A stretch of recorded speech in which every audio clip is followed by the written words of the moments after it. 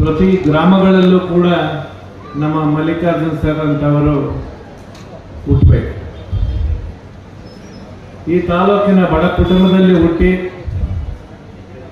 ಸಾಧನೆ ಮಾಡಿದ ನಂತರ, ದೇವರು ಎಲ್ಲವನ್ನೂ ಕೊಟ್ಟ ನಂತರ